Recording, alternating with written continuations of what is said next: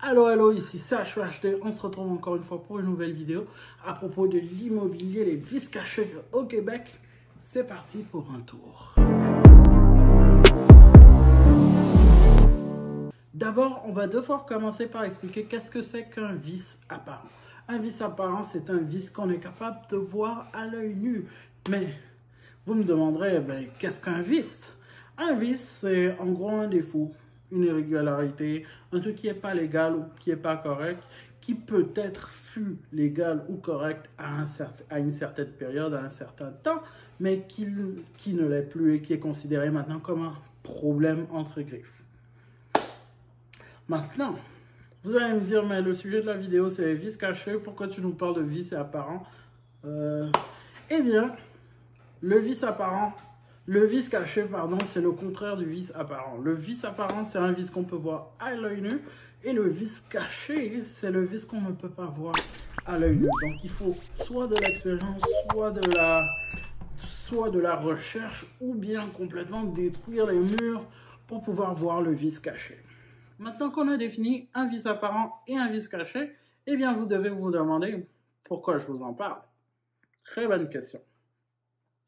Si ça fait un bout que vous regardez mes shorts, vous avez pu voir que j'ai fait pas mal de choses à propos de quelques rénovations que je faisais chez moi. L'une d'entre elles était la rénovation de la douche. Pour un peu de background, le bâtiment a été construit en 1974. Au niveau du bâtiment complet, mais pas du bâtiment complet, une partie du bâtiment. Le bâtiment a été surélevé en 2014 pour faire d'autres unités en bas. Ça, c'est un résumé rapide de la bâtisse. C'est un duplex, by the way. Donc, la partie du haut qui est de 1974, c'est cette partie-là en particulier qui avait des défauts. Ces défauts n'étaient pas visibles à l'acquisition de la maison et ça pourrait constituer un problème dépendamment de qui y habite. Donc, de notre côté, c'est un problème. Mais bon, on a appris à faire avec. Le premier problème que j'avais eu avec la bâtisse, j'avais fait toute une vidéo par rapport à toutes les irrégularités que j'ai eues en prenant directement la bâtisse, qui étaient vraiment quelques affaires mineures ici et là. Par exemple, la sonnerie qui ne fonctionnait pas. Quoi d'autre? Un truc au milieu là, que je ne sais pas à quoi ça sert. Un trou dans le bas. Bref, pas mal de choses qui ont été dissimulées avec des affaires ou qui ont été manipulées entre griffes. Mais bon, c'était quand même quelques affaires mineures, donc je n'ai pas fait gros poteau. Le plus gros problème est survenu quand on a commencé à faire la rénovation au niveau de la salle de bain, où en ouvrant les murs, on a trouvé tout plein d'eau, tout plein d'humidité. Le toit était mal fait, les bordures étaient mal faites, il y avait pas mal de moisissures et il y avait des boîtes de jonction cachées derrière les murs. Ce qui a généré, je ne vous cache pas mal de frais. Beaucoup de ces choses-là auraient pu être évitées si l'inspection avait été bien faite. Donc, et que c'est un peu de ma faute, mais si l'inspection avait été bien faite, beaucoup de ces choses-là auraient été décelées et on aurait sûrement négocié un peu plus à la baisse. Oui, on a déjà négocié à la baisse dans un marché qui était un peu bougeant, mais en même temps, c'est en jaugeant le niveau de risque par rapport à la maison. Un exemple de vice apparent, c'est le revêtement extérieur de la propriété qui doit être changé d'ailleurs, qui a été fait par l'ancien propriétaire lui-même. Donc, quelques défauts ici et là qui pourraient nuire un peu au bâtiment. Donc ça, ce sont des travaux à faire.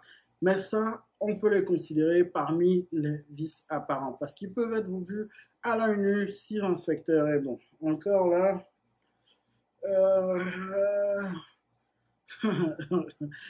vous comprenez que j'aurais bien aimé avoir de meilleurs conseils de mon inspecteur. Mais bon, je vous explique un peu plus tard d'où est-ce que l'inspecteur venait.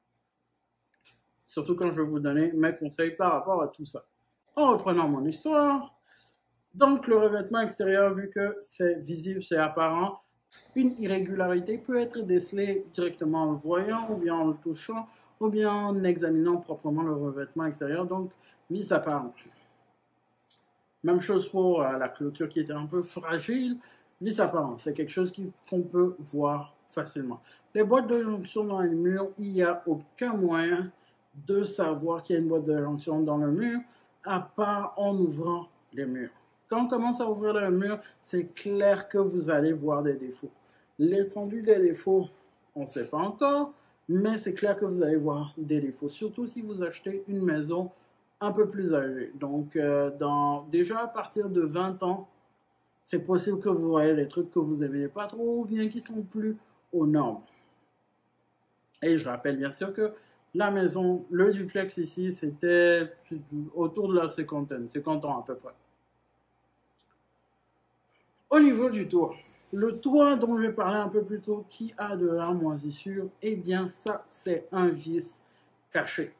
Pendant la visite, la moisissure n'avait pas été découverte. De mon côté, je n'avais vu aucune moisissure du tout. Et surtout pas de la moisissure noire. Donc c'est de la moisissure noire qui a été découverte. Et ça constitue un plus gros problème parce que la moisissure noire, elle est toxique. Donc faites très attention à ce côté-là. Et elle doit être éliminée le plus tôt possible avec les bons experts déjà, ou bien remplacer complètement la partie endommagée. Là, principalement, on parle du toit. Ça aurait été très simple si je vous disais qu'on allait complètement refaire le toit et c'est fini. Mais en même temps, pendant qu'on a découvert la moisissure, on a également découvert qu'au niveau de l'isolation de la toiture, l'espace requis aux normes, peut-être aux normes dans le temps, c'était pas ça, mais aux normes maintenant, l'espace est trop petit, il n'y a pas assez d'air qui rentre dans la bâtisse, et ça pourrait être une raison pour laquelle on a de l'humidité, on a de la moisissure en haut là-bas. À partir de ce moment-là, il faut carrément refaire le toit, ouvrir le toit, le surélever, faire un cône, je sais pas, je suis encore en train de voir des experts à propos de ça, pour pouvoir refaire le toit à la fois aux normes et dans les bonnes façons. Et honnêtement, un toit électrique, en même temps, un toit avec des panneaux électriques, un truc du genre, en même temps, ça ne me gênerait pas. Quitte à faire le toit, autant bien le faire, quoi. Mais c'est à peu près ça. Donc ça pourrait être qualifié d'un vice caché. Ok. Maintenant qu'on sait c'est quoi un vice caché et un vice apparent, et on a un exemple à la fois de vice caché et de vice apparent, eh bien, qu'est-ce qu'on fait? Ça dépend. Ça dépend, ça dépend. Dépendamment de comment vous avez acheté votre bâtiment, au risque et péril de l'acheteur, ou bien avec garantie légale, la résolution est différente. Si vous avez acheté au risque et péril de l'acheteur, eh bien, pour la plupart, c'est vraiment à vos risques et périls. Ça fait mal à entendre, mais oui, pour la plupart, c'est vraiment à vos risques et périls. L'un des moyens que je connais pour toujours poursuivre par rapport à un vice caché, c'est de prouver la faute volontaire de l'ancien propriétaire. Donc, de prouver que l'ancien propriétaire a été malhonnête, malveillant par rapport à ce vice caché-là. Et croyez-moi, c'est quand même assez difficile à prouver. Je ne donne pas de conseils d'experts. Si vous avez une situation en particulier, allez voir un expert, ils vont pouvoir vous aider. Moi, je ne donne que mon expérience par rapport à la vie en général. C'est un petit gars sur YouTube qui vous partage ce qu'il connaît. Donc, gros disclaimer, faites attention. Si vous voulez engager une procédure, faire quoi que ce soit par rapport à une situation qui vous arrive, consultez un professionnel. Et on s'entend, j'en consulte pas mal maintenant. Anywho, quand on revient sur le sujet, donc, dépendamment de comment vous avez acheté, la procédure va être différente. Donc, si vous avez acheté au risque et péril de l'acheteur, la plupart, c'est à vos risques et périls, et il faut vraiment prouver la faute de l'ancien propriétaire. Donc, la malveillance, la malhonnêteté ou le défaut de l'ancien propriétaire. Donc, quand même, c'est quand même assez dur à prouver. Et dès que vous l'avez prouvé, maintenant il faut choisir. Est-ce que vous voulez aller aux petites créances ou aux grandes créances? Au Québec, de mémoire, les petites créances s'arrêtent jusqu'à un montant de 15 000 que vous pouvez réclamer, en tout cas pour le moment. Ça pourrait changer dans le futur, aucune idée. Et vous pouvez aller en cours complètement, et là, vous n'avez pas de limite, mais attendez-vous à avoir des frais quand même qui ressemblent à ça. Parce que si on prend un avocat, si on fait les recherches, si on tous ceux qui vont travailler sur le dossier, ensuite faire les rénovations, et que c'est quand même pas mal d'argent. Donc, faut quand même bien calculer son coût avant de se lancer. Mais dans le cas où vous avez acheté avec une garantie légale, ça veut dire que pouf, vous êtes sorti du lot, vous avez comme un joker qui vous protège si jamais il y a quelque chose qui ne fonctionne pas dans la maison. La plupart du temps, c'est avec les résidences plus neuves que vous allez avoir ça, parce que tout ce qui est un peu vieux, vous allez toujours voir au risque et péril de l'acheteur, au risque et péril de l'acheteur, etc. Mais, parce qu'un titre dit au risque et péril de l'acheteur ne dit pas que vous êtes obligé de l'acheter au risque et péril de l'acheteur. Deux choses, vous pouvez négocier et avoir la garantie légale avec le vendeur, ce qui est très très très improbable, ou vous pouvez acheter autre chose qui a la garantie légale. Donc, vous n'êtes pas obligé d'acheter avec ou sans garantie légale. Vous pouvez trouver autre chose qui offre la garantie légale, et croyez-moi, vous serez peut-être un peu plus safe en allant dans cette route-là. Mais pour les aventurieux, vous pouvez acheter au risque et péril de l'acheteur. C'est à vous de voir. Mais en même temps, en ayant cette marque-là, vous devez quand même essayer de négocier parce que vous prenez un risque additionnel. Ça y est, vous avez pris le risque, vous avez une maison avec tout plein de troubles. Qu'est-ce qu'on fait? D'abord, on essaie de limiter les dégâts. Je vous raconte en tout cas ce qui se passe dans mon cas particulier. On essaie de limiter les dégâts. On voit ses options. On parle à un avocat si on en a un. On parle à des experts si on en a. Et on essaie de avoir un bon estimé de combien ça va coûter, etc. Ensuite, évaluer le pour et le contre. Est-ce que la procédure, le fait d'aller à travers la procédure, vous rapportera autant que vous ne perdriez en refaisant le tout par vous-même? Est-ce que ça vaut la peine? Honnêtement, c'est à vous d'estimer le pour et le contre. Si vous avez une garantie légale, super, vous avez une immunité, un joker, comme je le disais. Donc, eh ben, commencez à appeler l'ancien propriétaire et voir ce qu'il peut faire par rapport à ça. Hop, hop, hop, hop. Attends. Je vois que tu n'as pas encore aimé et partagé la vidéo. Et tu t'es même pas encore abonné. J'espère que je te fournis un contenu intéressant. Si oui, aime, partage et abonne-toi pour plus de contenu du genre. Merci et à tantôt. Maintenant, comment éviter tout ça? Ça, c'est ce que vous avez vraiment besoin d'entendre. Comment éviter tout ça? Très simple. Voilà. Très simple, c'est un peu abusé quand même. Mais voilà comment vous pouvez éviter ça. Déjà, faire une très bonne inspection. L'inspection, c'est très important. Ne jamais sauter l'inspection parce que vous pouvez vous retrouver avec des choses que vous ne voulez pas. Donc, l'inspection est très, très, très importante. Vous pouvez aller inspecter par vous-même. En général, 2 inspections, moi, c'est toujours ce que je recommande. 3, si c'est vraiment un gros bâtiment. Mais au minimum, 2 inspections. Vous êtes quand même assez safe. Le vendeur va quand même accepter votre demande d'achat. Parce qu'il faut faire une demande d'achat avant de pouvoir visiter, etc. En tout cas, prenez un courtier si vous voulez pour qu'il vous aide à partir de là. Mais encore là, il faut prendre un bon courtier également. Donc, pour résumer, pour éviter d'avoir des problèmes, de 1, prendre un bon courtier qui va vous aider. N'hésitez pas à magasiner les courtiers, n'hésitez pas à avoir plusieurs courtiers en même temps. Vous pouvez avoir 2, 3, 4, 5 courtiers en même temps. Ils ne cherchent pas forcément dans la même région, ils n'ont pas forcément les mêmes contacts, etc. Donc n'hésitez pas à faire affaire quand même avec plusieurs courtiers. Surtout si vous avez déjà une préapprobation, c'est le Holy Grail, c'est la coupe du monde au niveau des courtiers. Ils savent que vous avez de l'argent, ils savent que vous êtes sérieux et que vous voulez investir. Donc, ils vont quand même être assez ouverts à travailler avec vous. Mais votre travail maintenant, c'est de magasiner les courtiers et trouver un bon courtier qui n'est pas seulement à propos du dollar, mais qui est vraiment là pour vous aider à faire une bonne transaction et bien sûr d'autres transactions dans le futur si c'est ce qui vous intéresse. Deuxième point, pour l'inspecteur.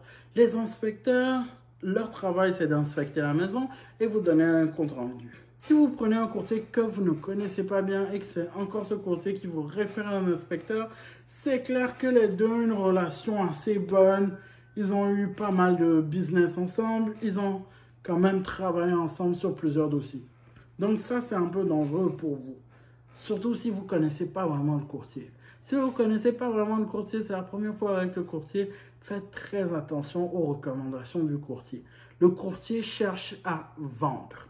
Après la vente, le courtier est bye-bye. Si ce n'est pas un courtier dans ses affaires, si ce n'est pas un courtier qui veut vous voir réussir, si ce n'est pas un courtier avec le mindset de investisseur, on va aller ensemble, on va acheter, après on va acheter, après on va acheter, etc. Si ce n'est pas un courtier comme ça, si c'est un courtier transactionnel, attention à qui il vous réfère. Parce que celui qui vous réfère, c'est une personne qui l'a aidé à closer d'autres transactions dans le passé.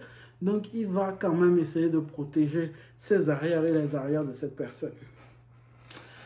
Si vous prenez un inspecteur qui est sur liste noire des courtiers, c'est sûrement un très bon inspecteur parce que beaucoup de dossiers il a prévenu les acheteurs, ça leur a évité de faire un achat désastreux et les courtiers, ils n'aiment pas ça parce que c'est de la vente qu'ils perdent. Donc, essayez de regarder dans la liste noire, si on vous en parle en tout cas, paraît que c'est un sujet tabou, pour voir si votre inspecteur, votre merveilleux inspecteur ne se trouve pas là-bas. À part ça, moi je conseillerais juste trouver vous-même votre inspecteur, demandez au courtier ses recommandations pour ne pas aller avec ses recommandations. En son temps, gars, je parle de si vous connaissez vraiment pas le courtier, vous avez jamais fait affaire avec le courtier, vous doutez de la fiabilité du courtier, etc. Vous pouvez toujours travailler avec lui sans être 100% in dans ce qu'il vous raconte. Donc, faites attention, c'est à vous de faire le choix à la fin de la journée. Donc, prenez le conseil du courtier et après décidez si vous voulez aller avec le conseil du courtier ou évitez complètement le conseil du courtier. Ensuite, troisième conseil, emmenez avec vous vos amis experts ou bien parlez à des experts ou bien même parlez aux voisins. Essayez de voir s'il y a des problèmes, s'il y a eu des problèmes, qu'est-ce qui se passe dans la maison, si la maison est un safe bet et faites vos recherches. N'achetez pas sur un coup de tête, n'achetez pas sur Facebook juste comme ça. Achetez après avoir fait vos propres vérification. Ne vous laissez pas mener sur le bout du dos, surtout quand vous ne connaissez pas. C'est toujours très, très, très important de se former, de connaître, d'avoir les bons conseillers avant de faire une transaction. Et ça, c'est très, très, très important. J'aurais pu prendre de bons conseillers, j'aurais pu prendre vers plus de connaissances avant de faire mon premier achat, ce que j'ai décidé de ne pas faire. Si j'étais entouré des bonnes personnes, peut-être j'aurais pu encore négocier plus bas, j'aurais peut-être eu un meilleur courtier, un meilleur inspecteur, et ainsi de suite. Parce que si vous faites partie d'un réseau, à partir de là, vous avez la puissance du réseau. Donc le réseau peut vous aider. En étant indépendant, c'est plus difficile et ça devient plus compliqué, plus vous allez dans plusieurs achats. Donc cherchez-vous un bon réseau. Pour les curieux, quand je parle de réseau, eh bien, c'est vrai que je m'étais renseigné, c'est vrai que j'ai fait pas mal d'études. Avant de me lancer dans le premier pas, j'avais lu un livre en particulier. Bon, j'ai lu plein de livres. J'ai lu du Grant Cardone, j'ai lu pas mal sur l'immobilier avant de me lancer. Mais j'avais lu un livre, Devenir investisseur immobilier en 90 jours. Je vais essayer de mettre l'auteur juste en bas ici. J'ai un peu oublié le nom maintenant, mais c'est le propriétaire ou le directeur général de ImmoFacile. Donc j'avais lu son livre, j'avais lu deux autres livres qu'il avait publié. Donc, dans mon mindset, c'était vraiment, j'ai déjà pris pas mal de dollars pour cette formation-là. J'ai pris une de ces formations de base également, ça il faut le préciser, qui a eu un gros discount après que je l'ai pris, donc j'avais la haine. Mais bon, j'ai pris cette formation-là et j'avais pris son livre également, donc je tenais absolument à acheter d'abord avec ce que j'avais pris. Donc, Immobilier en 90 jours, ça promettait d'acheter après 90 jours en suivant la formation, ce qui n'est pas faux. Ça m'a pris un peu plus que 90 jours, mais j'ai quand même acheté. Je voulais aller avec cette partie-là parce que le plus important, guys, c'est toujours d'appliquer les connaissances que vous recevez. On peut apprendre. Vous n'appliquez jamais, vous n'allez jamais récolter les fruits du succès ou bien récolter la connaissance des erreurs. Parce que les erreurs, c'est pas un problème. Se péter le pied, c'est pas un problème. L'essentiel, c'est de se relever et de recommencer. Donc, à chaque fois, essayez de nouveaux changements, une nouvelle façon de faire, ce qui va vous permettre de vous améliorer avec le temps. Mais en s'arrêtant juste comme ça et en ne faisant rien, vous n'allez pas vraiment avancer de là où vous êtes présentement. Donc, voilà pourquoi je n'ai pas pris d'autres cours avant ou bien d'autres réunions d'experts ou un truc comme ça avant de me lancer. Donc, j'ai fait mon premier achat. Maintenant, je cherche à intégrer un groupement, un cercle d'apprentissage, ce genre de choses dans ma région, à Québec, pour pouvoir développer ce côté-là également. Bien sûr, j'ai pas mal de choses également que je veux faire. Je veux faire ma licence. Ça, vous l'appelez baccalauréat ici. Je veux faire également un cours en immobilier. Je veux faire également de l'investissement immobilier. Et je travaille sur pas mal de projets. En gros, ma tête, c'est un gros mess. Je fais beaucoup de choses. Vous devez savoir que l'une de mes idoles, c'est Elon Musk. Donc, j'essaie de répliquer pas mal de choses qu'il fait. Et voir comment ça avance de tous les côtés. Mais toujours garder une concentration complète sur une tâche à la fois. J'espère que ma vidéo aura pu vous aider, vous éclairer et vous guider. C'était CHPHD. Merci d'avoir suivi jusqu'à la fin. N'hésitez pas à aimer, partager et vous abonner. Ça fait beaucoup plaisir et ça aide la chaîne. Sur ce, si vous voulez voir un contenu que YouTube trouve particulièrement approprié pour vous, je vais le mettre ici. Et pour vous abonner, je vais le mettre là. Peace. À la prochaine.